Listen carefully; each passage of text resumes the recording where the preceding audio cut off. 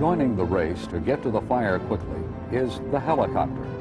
In many ways, it is the ideal aerial attack asset, able to get in and out of incredibly tight spots, yet agile, accurate, and powerful enough to bring enormous loads to bear on a fire.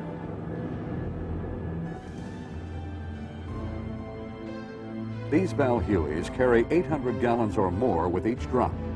While they look insignificant against the backdrop of a towering incident, a well-placed drop on the head of a fire can be as effective as a dozen men on the ground. The length of the cabling helps get the bucket closer to the fire, which improves the accuracy of the drop.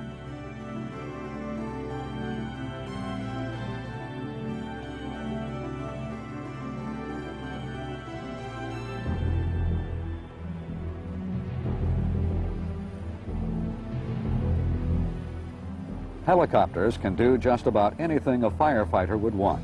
Base forward near the fire line, dip down and reload from available water supplies, hover, move left or right, up or down, and get to the incident scene at 120 knots. Furthermore, helicopters can be fitted with over a dozen different sized buckets and carry a load every bit as heavy as their fixed-wing counterparts.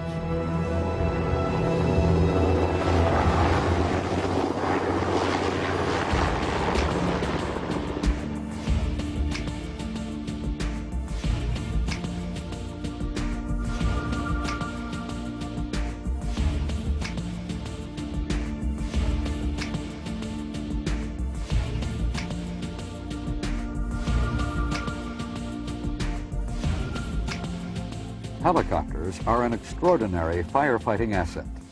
Technologically, innovations have only enhanced their utility. This Aerospeciale is filled with the latest, a conformal belly tank fitted with suction pumps and a snorkel probe that drops into available sources of water. Alert to power lines and irregular terrain, the pilot will upload to the 360-gallon tank in a matter of seconds. It is a delicate maneuver to hold the helo in hover. On completion, it is a time-sensitive dash to the fire.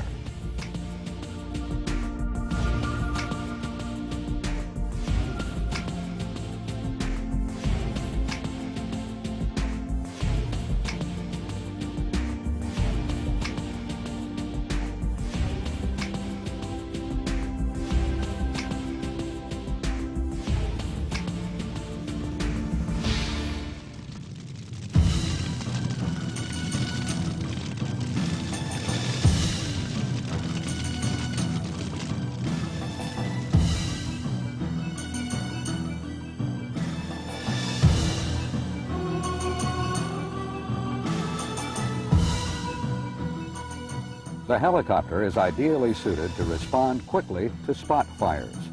Often started by lightning bolts, incident commanders like to douse spot fires quickly before they spread.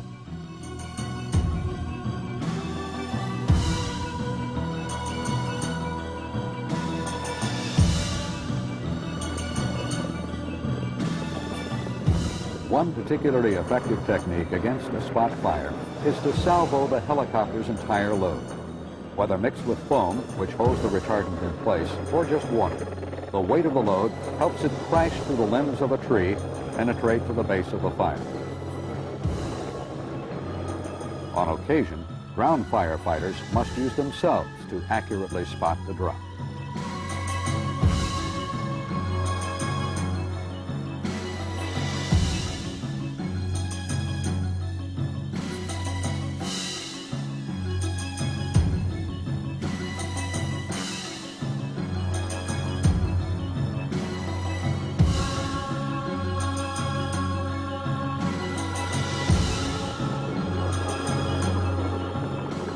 Another unusual feature of the helicopter is the capability, with a little stick control, to toss their drops.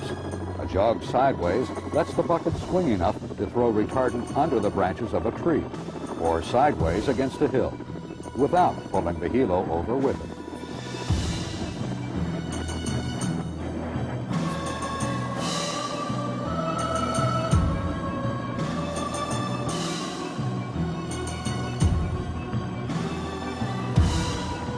Many of the Helitankers that have crashed did so because of tail rotor mishaps. The considerable length behind the pilot often creates a logistics dilemma. This aerospatiale maneuvers carefully over the portable tanks, alert to snags on trees, the ground, and power cables. Surprisingly few helicopters crash because of main rotor strength.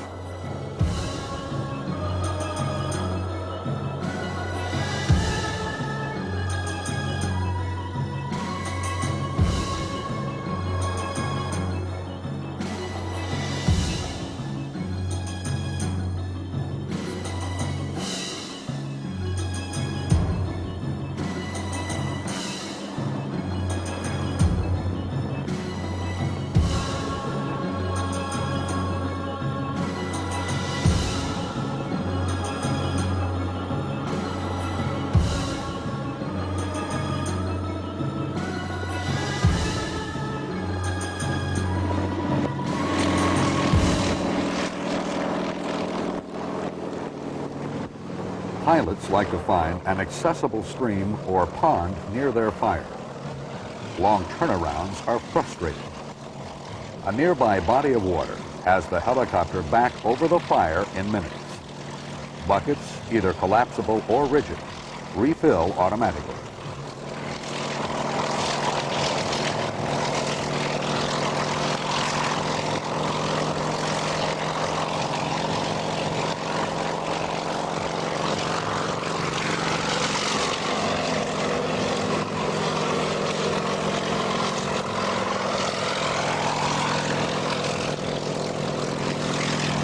As simple as it looks, dipping is fraught with hazards. In the thin air of a hot day, it is remarkably easy to overwhelm lift with the weight of a full bucket. When that happens, the helo will settle, threatening a rotor strike and a crash.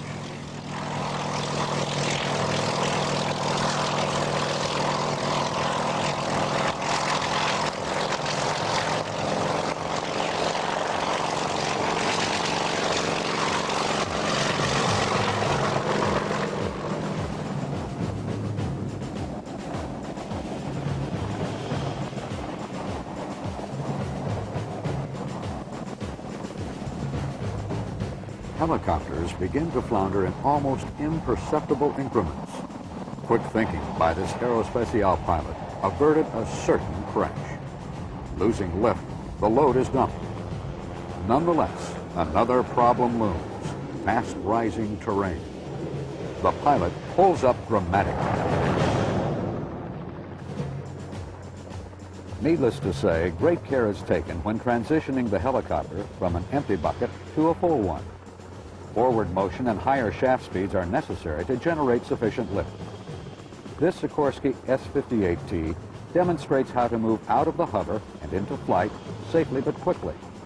The pilot gradually puts the load onto the rotor blades, eases away from the pond of water, tracks forward over the ground to build airspeed, then initiates a shallow climb.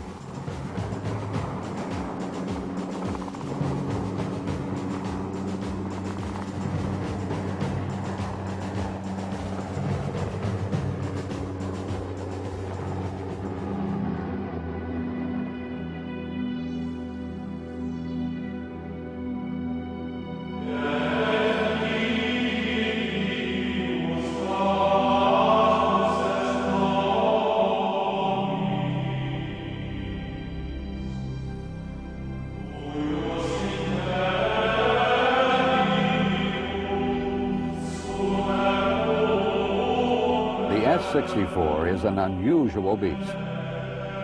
Designed to wrap around its cargo, firefighters and pilots alike forgive it its ungainly appearance for good reason. It can lift 2,000 gallons, 16,000 pounds of retardant in one load. The long bucket line is necessary to prevent the sky crane's massive rotors from overly fanning the fire with its downwash. Because of the line, S-64 pilots suffer some deterioration in airspeed and must be particularly alert to potential snags.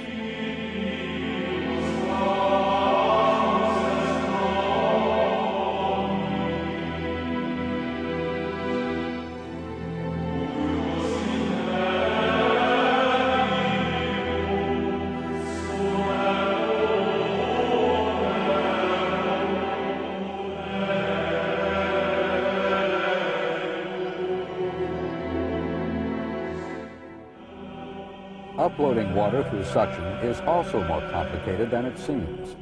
One S-64 suffered electrical failures that progressively brought the helicopter down. The snorkel shutdown controls failed, followed by an unexplained inability to dump the load.